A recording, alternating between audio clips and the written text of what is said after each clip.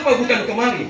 Kenapa bukan nanti? Hari ini saatnya telah tercatat bahwa mereka akan memenuhi panggilan Allah Subhanahu wa Ta'ala. Maka hari ini kalau ada orang bilang belum ada undangan, itu dia keliru. Karena panggilan itu telah disebarkan oleh Nabi Ibrahim alaihissalam. Undangan itu telah disampaikan. Cuma telinga kita saja yang pura-pura tidak mendengar. Cuma kita saja yang tertutup mata kita untuk menikmati kenikmatan harta kekayaan yang Allah berikan. Kita hanya untuk mencari keuntungan sesaat, tapi kita lupa untuk keuntungan yang abadi. Kita menyempurnakan rukun Islam kita yang kelima. Sungguh malukah kita punya harta, punya kekayaan, punya kendaraan, punya rumah, punya pekerjaan, tetapi kita tidak bisa menyempurnakan rukun Islam kita yang kelima. Apa yang akan kita sampaikan nanti di hadapan Allah Subhanahu wa Ta'ala? Ketika Allah akan bertanya, min aina kasabahu wa fima anfaqahu. Hartamu dari mana engkau dapatkan dan kemana engkau belanjakan? Kalau hari ini di kota Ternate orang datang mendaftar, maka dipastikan dia akan antri 26 tahun. Ustaz lama, kontempo apa orang berangkat? Tak usah berpikir kapan berangkat. Buktikan nawaitu kita, buktikan niat kita. Kalau hari ini kita sudah mendaftar, lalu tiba-tiba kita dipanggil oleh Allah Subhanahu wa Ta'ala, orang mungkin akan datang melayat kepada kita. Orang akan mengatakan kasihan almarhum, beliau kemarin sudah daftar haji, tapi belum sempat berangkat, telah dipanggil oleh Allah Subhanahu wa Ta'ala. Bayangkan, manusia menjadi saksi atas perjalanan kita.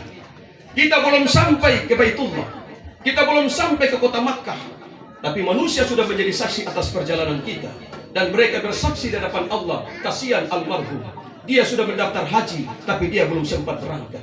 Secara syariat, orang melihat dia belum melakukan perjalanan itu, tetapi secara hakikat, nawaitunya, niatnya telah sampai kepada Allah Subhanahu wa Ta'ala.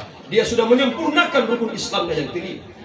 Tapi sungguh disayangkan, ketika kita belum sempat mendaftar haji, lalu tiba-tiba dipanggil oleh Allah, orang datang ke rumah kita, lalu orang akan bercerita mengatakan kasihan almarhum, rumah bagus, ada kendaraan, anak-anak sukses, ada yang jadi dokter, ada yang jadi pengusaha, punya kebun, tapi kasihan tidak daftar haji.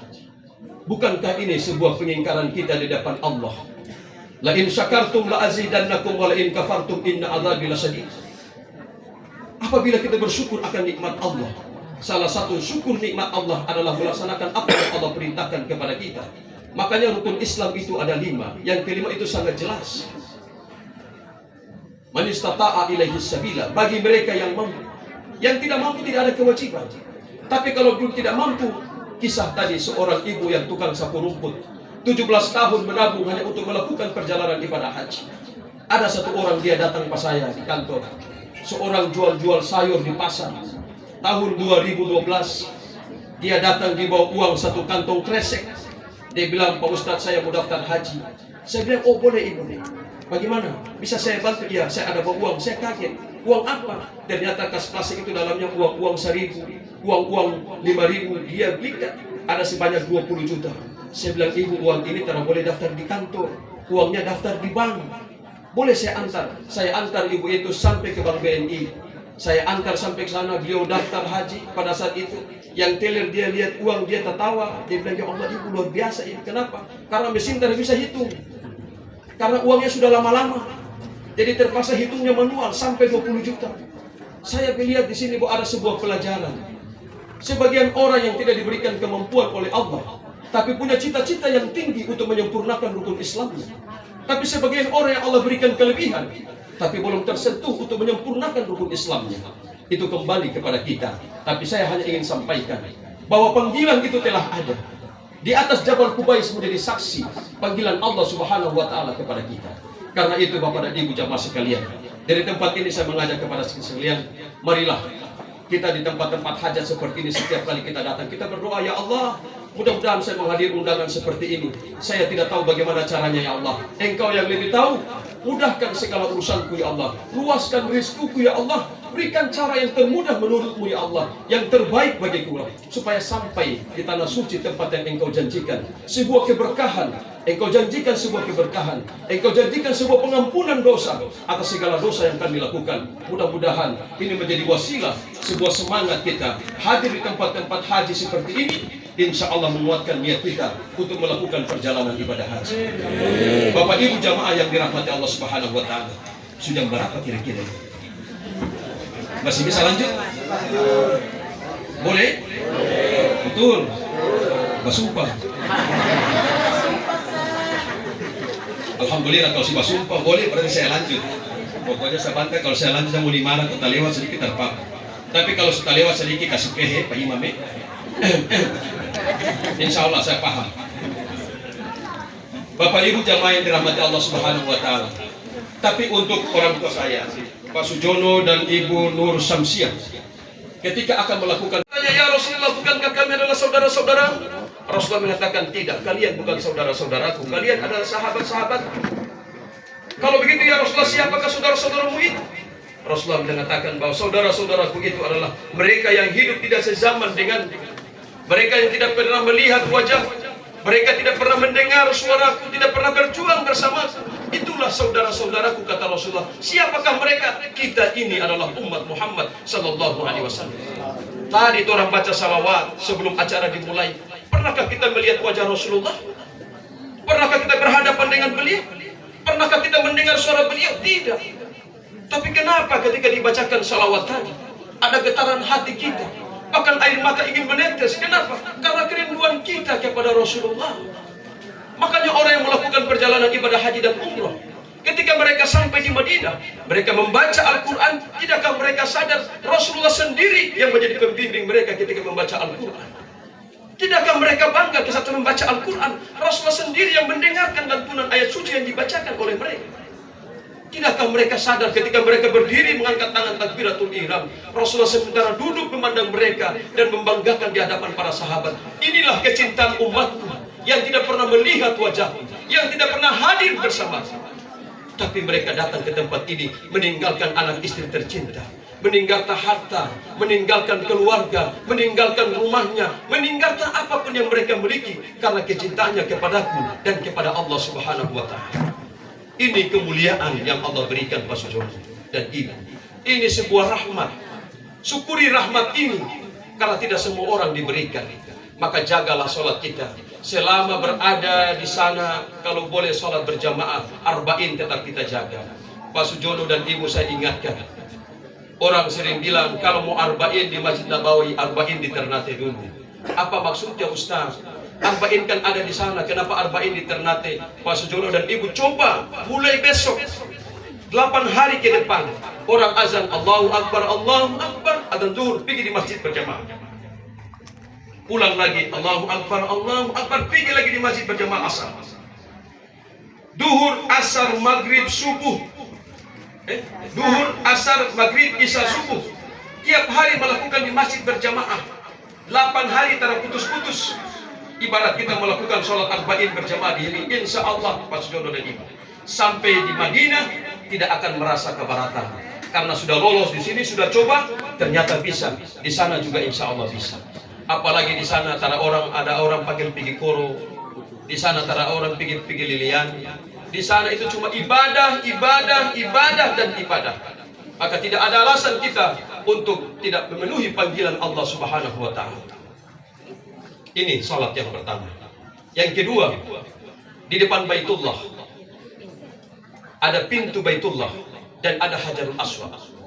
Antara pintu Baitullah dan Hajarul Aswad itu ada tempat yang bernama Multazam. Multazam itu adalah salah satu di antara tempat-tempat di mana doa kita akan diijabah oleh Allah Subhanahu wa taala. Pak Sujono dan Ibu nanti setelah melakukan tawaf, sebelum sholat 2 rakaat di belakang makam Ibrahim, berdoa dulu menghadap Multazam. Dalam doa itu minta kepada Allah kebahagiaan dunia dan akhirat. Dalam doa itu minta kepada Allah agar anak-anak kita menjadi anak yang soleh dan solehat sebagai investasi akhirat kita nanti. Minta kepada Allah harta dan kekayaan, silakan, karena dengan harta itu kita bisa bersedekah, berinfak, membantu kepada hamba Allah yang lain. Dan minta kepada Allah agar Allah luaskan rezeki kita. Maka insya Allah kita minta kesehatan sehingga mengantarkan perjalanan kita sampai akhir kehidupan dalam keadaan sehat walafiat. Mintalah kepada Allah. Allah mengatakan, ud'uni astajib lakum, minta kepadaku, aku pasti mengabulkan apa yang kamu minta. Allah hanya ingin melihat kita berkeluh kesah di hadapannya. Allah suka melihat hamba-hamba Allah yang selalu merintih berdoa memohon kepadanya. Bahkan Allah tidak suka kepada hamba yang tidak pernah berdoa kepada Allah. Karena jika ada hamba yang tidak berdoa kepada Allah, maka dipastikan dia adalah hamba yang sombong dan takabur. Tapi ketika ada hamba yang berdoa kepada Allah, maka dipastikan dia akan serasa ingin selalu dekat dengan Allah dan ingin dibantu oleh Allah Subhanahu wa taala. Maka di depan multazam itu berdoalah, minta kepada Allah Subhanahu wa taala. Lalu selanjutnya nanti setelah melakukan tawaf, berdoa menghadap multazam. Ada hal yang sangat penting yang mungkin selama ini para jamaah haji menganggap bahwa salat 2 rakaat, salat sunat tawaf 2 rakaat di makam Ibrahim hanya sekedar sebuah salat biasa. Salah. Justru sebaliknya, ketika orang selesai melakukan tawaf, lalu dia melakukan salat sunat tawaf 2 rakaat di belakang makam Ibrahim, ini makna yang sesungguhnya. Dr. Ali Syariati dia mengatakan bahwa jika ada seorang hamba yang melakukan salat sunat tawaf 2 rakaat di belakang makam Ibrahim, maka sesungguhnya hamba itu telah berani mengambil tempat dan posisi di mana Nabi Ibrahim alaihissalam itu berdiri.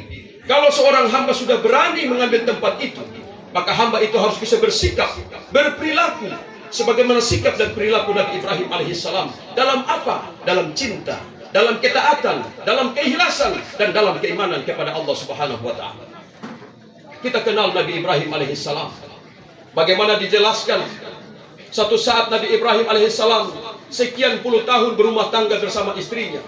Lalu Allah belum memberikan seorang anak buah hati belahan jantung. Dia berdoa kepada Allah agar diberikan keturunan. Lalu kemudian Nabi Ibrahim menikah bersama Siti Hajar. Walaupun nanti Siti Sarah akan melahirkan keturunan, tapi sebelumnya itu Nabi Ibrahim menikah dengan Siti Hajar. Lalu Allah berikan seorang anak buah hati belahan jantung bernama Ismail. Ketika Ismail mulai tumbuh dewasa, di dalam Al-Quran dijelaskan, falamma balagha ma'ahu sa'ya qala ya bunayya inni ara fil manam anni adbahuka fanzur madza tara. Nabi Ibrahim mengatakan kepada anaknya Ismail, wahai anakku Ismail. Pada saat itu Ismail sudah tumbuh dewasa, mulai bantu ayahnya bekerja. Anak yang ditunggu sekian tahun kemudian lahir ke alam dunia. Lalu Nabi Ibrahim bermimpi, Allah perintahkan, hai Ibrahim, sembelilah anakmu Ismail. Apa kata Nabi Ibrahim kepada anaknya Ismail? Dia mengatakan, inni ara fil manam anni azbahuka fandur madza tara. Apa kata Ismail? If'al ma tu'mar satajiduni insyaallah minas sabirin. Wahai bapakku, laksanakanlah apa yang Allah perintahkan. Engkau akan mendapatiku sebagai seorang anak yang sabar. Kata Ismail alaihissalam. Luar biasa. Seorang ayah yang taat dan seorang anak yang soleh. Ibrahim Ismail menjadi anak yang soleh karena didikan orang tuanya. Tapi hari ini kalau orang punya anak suka melawan, tara sambayan, anak suka bikin hal, itu salah siapa? Salah orang sebagai orang tua karena salah mendidik anak. Ibrahim mengajarkan anaknya menjadi anak yang saleh. Dia bilang, saya bermimpi semalam, Allah perintahkan untuk menyembelihmu. Bagaimana pendapatmu wahai anak? Dia mengatakan, laksanakanlah wahai bapak. Engkau akan mendapatiku sebagai anak yang saleh, anak yang sabar. Kata Nabi Ismail alaihissalam. Coba kalau tompi anak saat ini tidur malam-malam, terus mimpi suruh potong tompi anak. Besok panggil kedua orang, nak, tadi malam bapak tidur, bapak mimpi, Allah suruh potong pengaruh. Bagaimana pendapatmu? Anak akan bilang, potong papa sudah. Bagaimana kau potong papa? Papa sutua tuh. Papa sutua, asam urat, kolesterol. Kalau potong pas saya pun siapa lihat mama, siapa lihat adik-adik, siapa lihat rumah, siapa lihat usaha. Potong papa sudah, nanti saya urus semua. Itu tompi anak-anak sekarang akan jawab seperti itu. Tapi Ismail, dia mengatakan, laksanakanlah apa yang Allah perintahkan. Engkau akan mendapati sebagai anak yang sabar. Sesungguhnya Ismail itu adalah simbol kecintaan dari apa yang kita miliki di alam kehidupan kita. Dr. Ali Syariati dia mengatakan, Ismail itu adalah simbol. Kalau Ismailnya Nabi Ibrahim alaihissalam itu adalah anaknya sendiri Ismail. Pertanyaannya, siapakah Ismail kita? Bisa saja Ismail kita adalah istri kita tercinta. Ismail kita adalah anak kita tercinta. Ismail kita adalah rumah kita. Ismail kita adalah pangkat dan jabatan kita. Ismail kita adalah kendaraan kita. Ismail kita adalah harta dan kekayaan kita. Suatu saat nanti Allah mengambil Ismail itu dari tangan kita. Apa? Istri meninggal. Kadang orang bicara talebe, ya Allah, kenapa istriku meninggal? Anak-anakku masih kecil, membutuhkan cinta dan kasih sayang orang tuanya, cinta dan kasih sayang seorang ibu. Kalau istriku sudah tidak ada, bagaimana ya Allah? Engkau tidak adil. Kenapa bukan saya? Kenapa istriku? Kita mengeluh kepada Allah.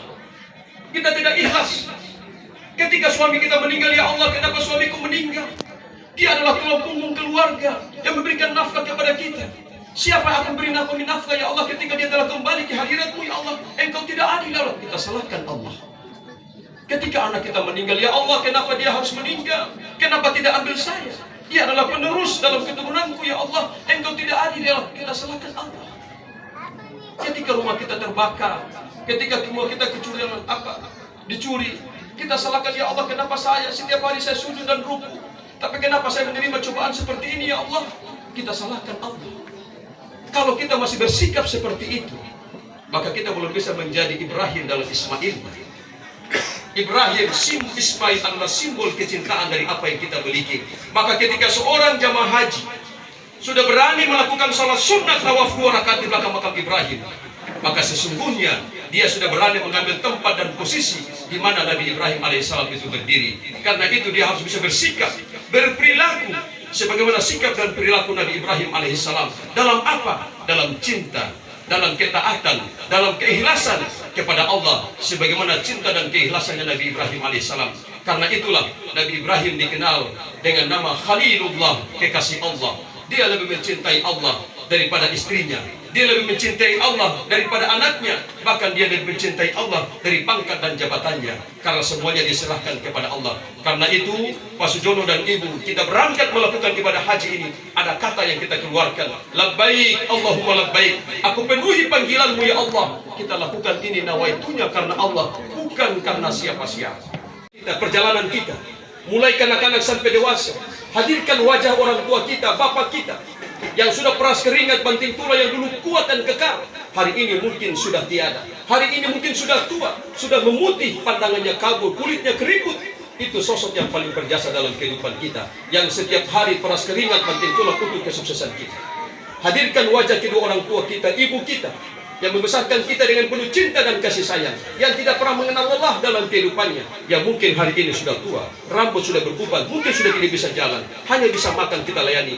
Jagalah mereka baik-baik, doakan untuk mereka, semoga Allah ampuni segala dosa dan kesalahan mereka. Allahumma gfir lil hajj waliman istaghfara lahul hajj. Ya Allah, ampunilah orang-orang yang berhaji, dan ampunilah orang-orang yang diminta ampunkan oleh orang-orang yang berhaji. Doakan untuk mereka semua. Saya kira inilah yang dapat saya sampaikan. Mudah-mudahan hajatan ini membawa berkah buat perjalanan Pak Sujono dan Ibu. Allah mudahkan perjalanannya sejak meninggalkan rumah ini sampai ke tanah suci dan kembali dalam keadaan sehat walafiat. Ala hadin niyah wa kullu niyatin shalihah. Al-Fatihah. Bismillahirrahmanirrahim. Iyyaka na'budu wa iyyaka nasta'in. Shiratal mustaqim. Shiratal ladzina an'amta 'alaihim. A'udzu billahi minasyaitonir rajim. Bismillahirrahmanirrahim. Alhamdulillahi Rabbil Alamin. Hamdan hamidin, hamdan zakirin, hamdan syakirin, hamdan yuwafi na'amu yukafi mazidah. Ya Rabbana lakal hamdu wa lakal syukru kama yanbaghi li jalali wajhikal karim wa azimi sultani. Allahumma salli wa sallim wa barik ala sayyidina Muhammadin wa ala alihi wa sahbihi ajma'in. Allahumma salli wa sallim ala sayyidina Muhammad wa ala alihi sayyidina Muhammad. Allahumma inna nas'aluka fahman nabiyyin wa hifdzal mursalin wa dzaka'al alimin wa salahal arifin wa futuhal arifin. Allahumma faqahna fid din wa 'allimna ta'wila warfa'na binuril ilmi. Allahumma aghnina bil ilmi wa zayyana bil hilmi wa akrimna bit taqwa jamilna bil afiyah. Allahumma ij'alhuma hajjan mabruran wa sa'yan mashkuran wa dhanban maghfuran wa 'amalan salihan maqbula wa tijaratan lan tabur. Ya 'alima ma fi sudur aghrizhuma ya Allah minaz zulumati ilan nur. Rabbana zalamna anfusana wa illam taghfir lana wa tarhamna lanakunanna minal khasirin. Allahumma ighfir lana wa liwalidayna warhamhum kama rabbawna shighara. Rabbana atina fid dunya hasanah wa fil akhirati hasanah wa qina adzaban nar wa adkhilnal jannata ma'al abrar ya aziz ya ghaffar ya rabbal alamin. Subhana rabbika rabbil izzati amma yasifun wa salamun alal mursalin walhamdulillahi rabbil alamin. Demikian yang kami sampaikan. Mohon maaf atas segala kekurangan. Wallahul muwaffiq ila aqwamit thariq. Wassalamualaikum warahmatullahi wabarakatuh.